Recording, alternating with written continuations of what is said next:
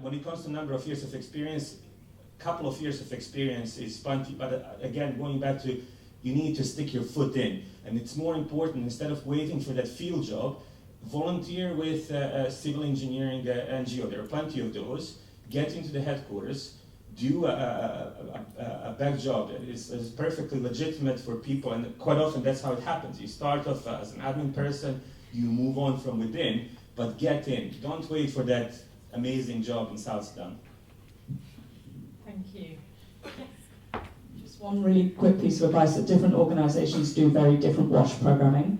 So do your research on the type of programming that they do, and that will reflect on the roles that they have. So for example, MSF will combine often water, sanitation and logistics into one role. Other organisations will focus more on public health programming, some on more hard engineering. So do a bit of research there, and that can help you target.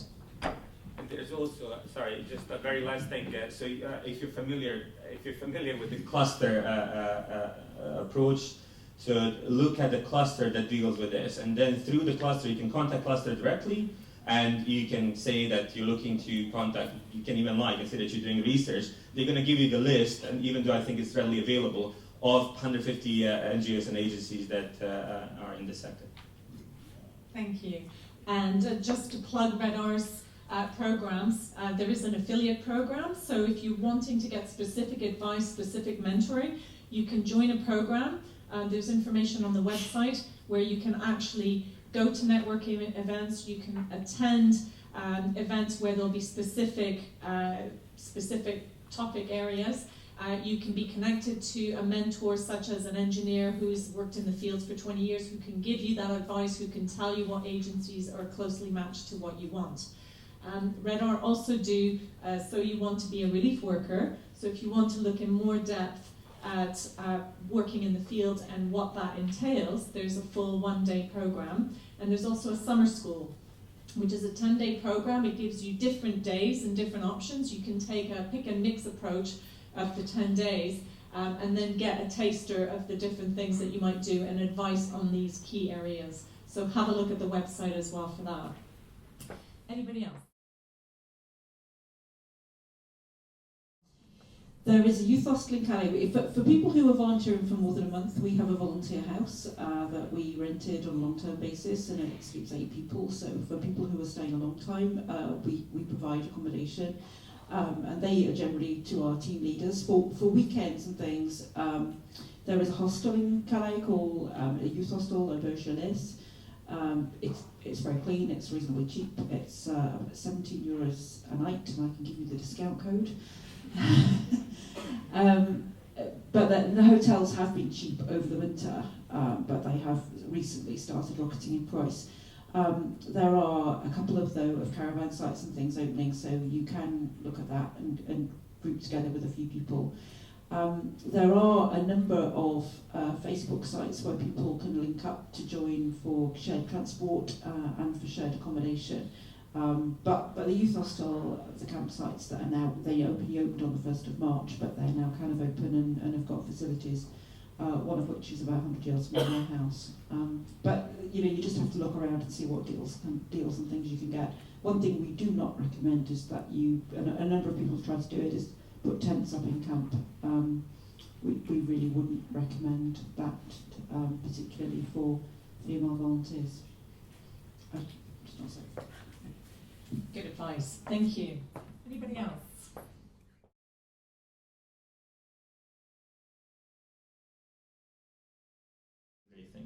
Now, for those of you that, and I know that there are a number of people here who are already either in the sector or in the job market, one of the things that I'm absolutely convinced for the next 10, 15 years, A, there's going to be a shortage, B, there's going to be a great demand.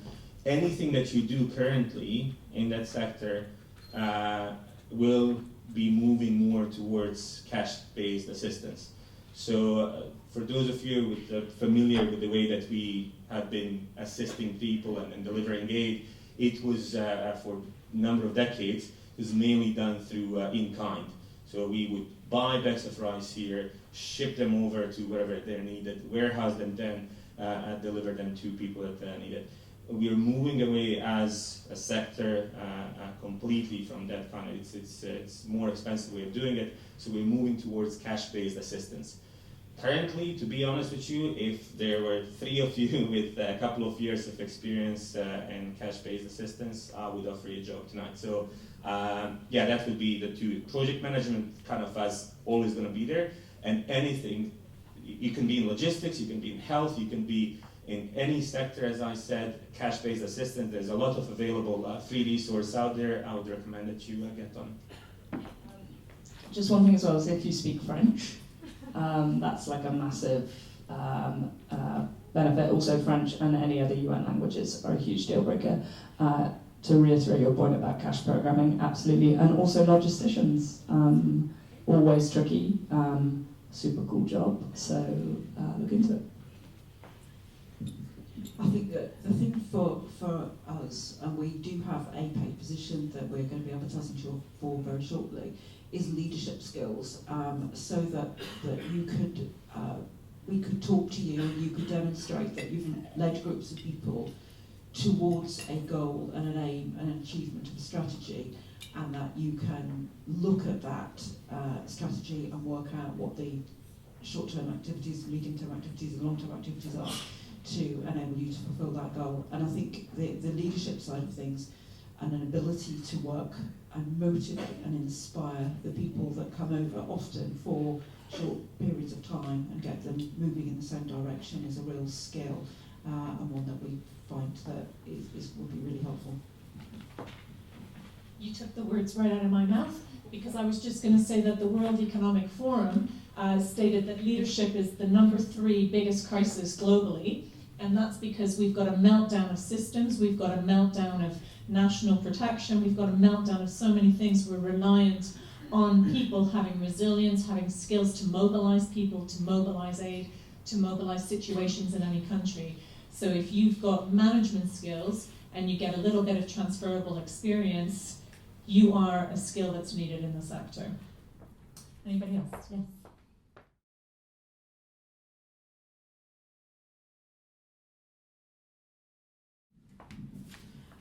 Look at the experiences that you have, work out what the organisation or the job that you're applying for needs in terms of capabilities. So if you look at, quite often on websites, you will look at values, behaviours, competencies and capabilities, and then frame your examples. All of the skills that we learn are transferable. It's about framing those examples to meet the capabilities that the organisation or the role that you're applying for really needs. Yeah, I think firstly, don't underestimate how much we welcome career movers. That's certainly something that we welcome and are very open, well, certainly I know from my experience to say the children are very open to, so don't think, oh, I work for a business, they'll all hate me. It's certainly not like that at all. I think what you need to do is, within reason, summarise your professional background.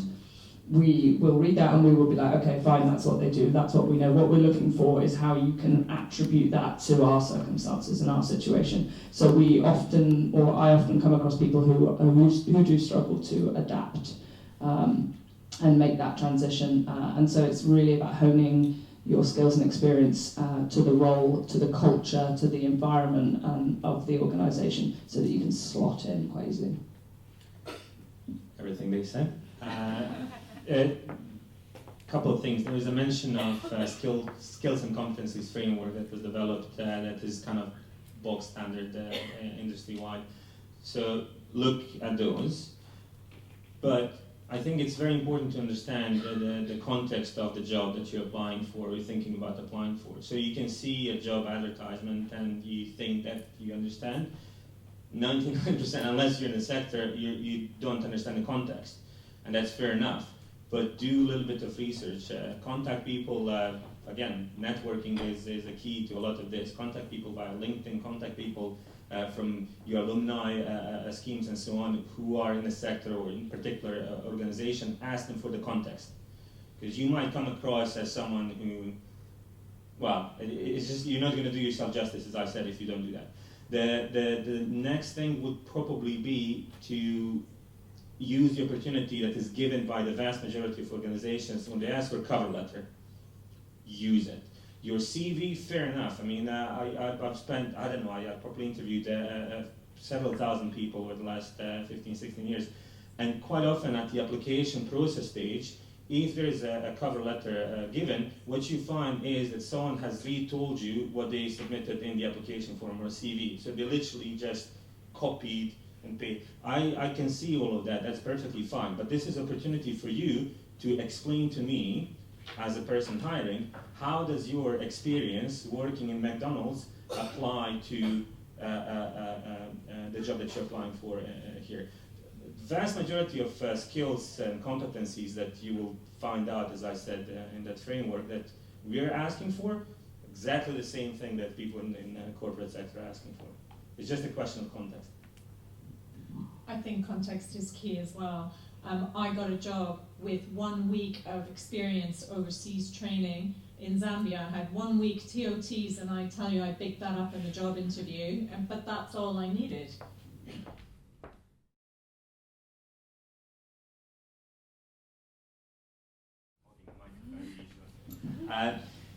I think you need, with this one, I think it's a question of managing your expectation. There's a clip I remember we watched during one of these things in Radar quite a few years ago called I Want to Be Humanitarian Aid Worker. It's a stick figures thing. And this is again the thing, like, and I'm not talking about your example, but quite often you have people who are enthusiastic, they want to either entering the job market for the first time or are looking to change from corporate sector.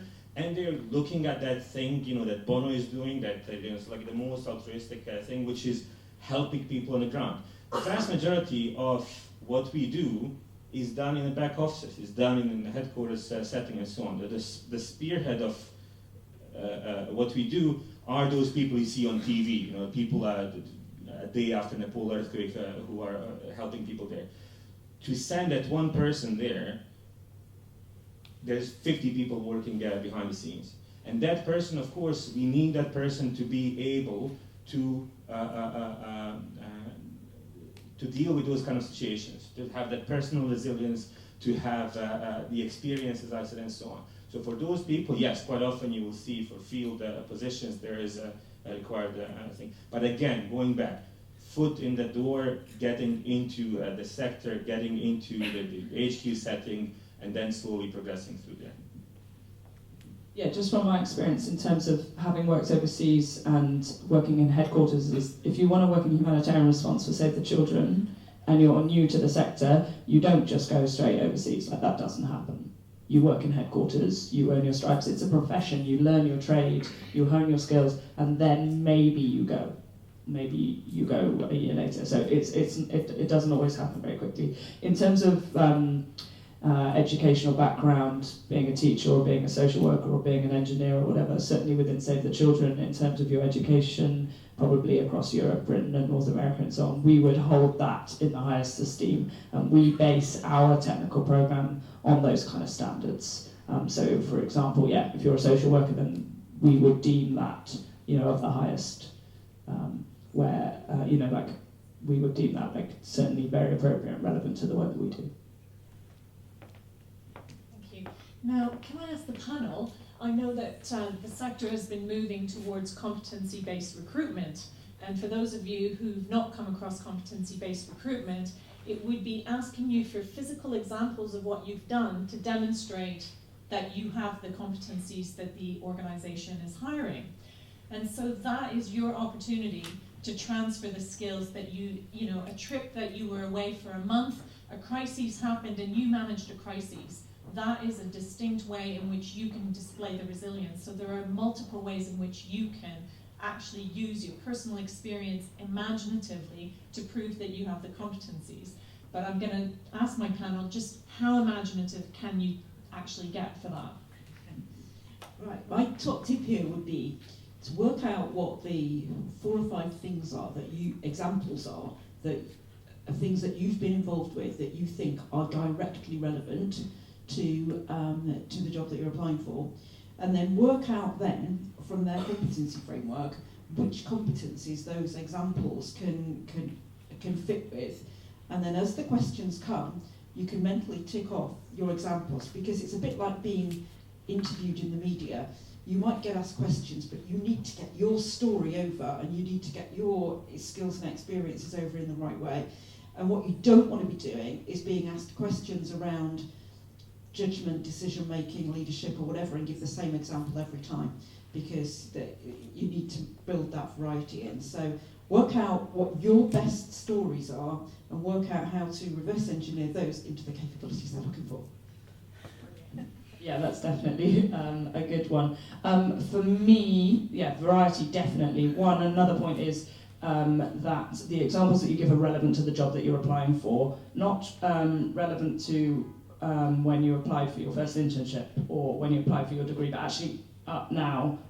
You know, bring those examples up a bit and make them relevant to the role that you're in. Do your research. If you're applying for technical roles or something, then I would expect you to try and be able to link your examples, if I was interviewing you now, to maybe how that links to some of the discussions that are happening within the World Humanitarian Summit, or things that are happening as a result of, you know, post-Ebola reviews in the World Health Organization or something. So I would expect you to have that kind of an insight into the role that you are applying for, and you can say, you know, based on my experience of having done this, I think I could apply that within this circumstance.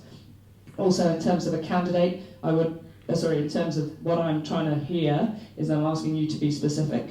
So give me an example, summarize it, be brief, but put it into a context for me. Roughly, like, when did this happen? Talk about yourself, say I, don't say we. And what did you achieve, and what was the result of that?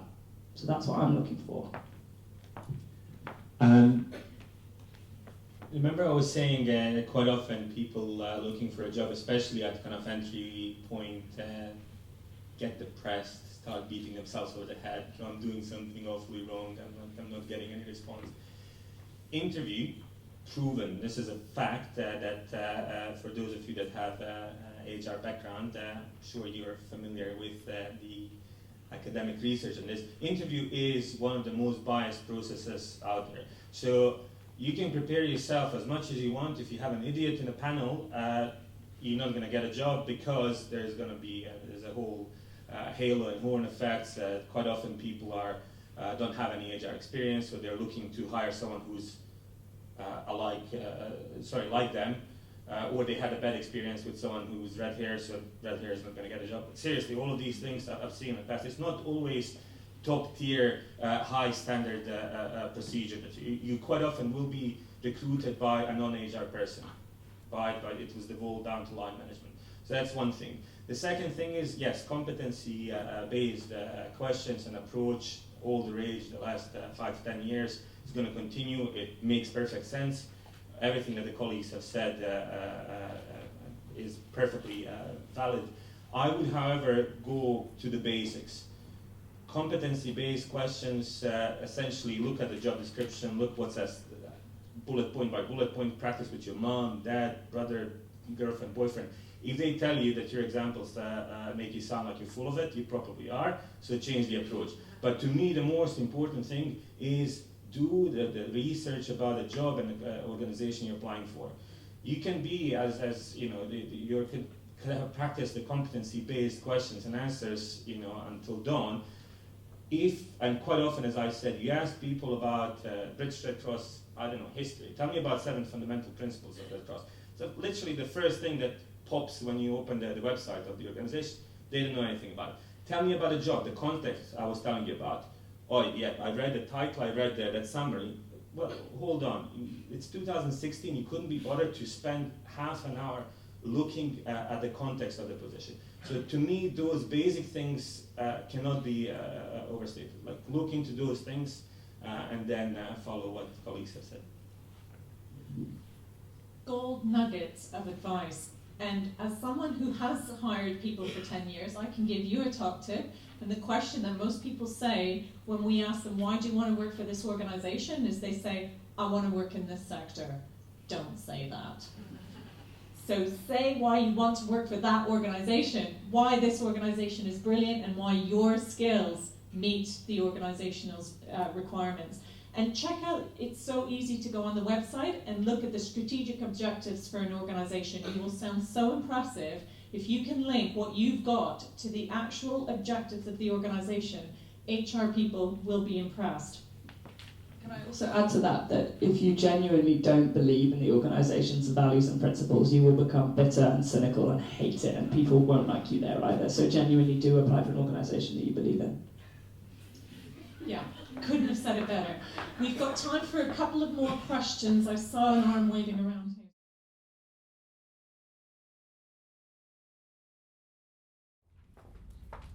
We do it at all times of the year, but being asked that question makes me realise that we should do it around graduation. And I don't know why we haven't thought about that. So I will take that point back and let them know. Thank you. Is there a few other questions? Great.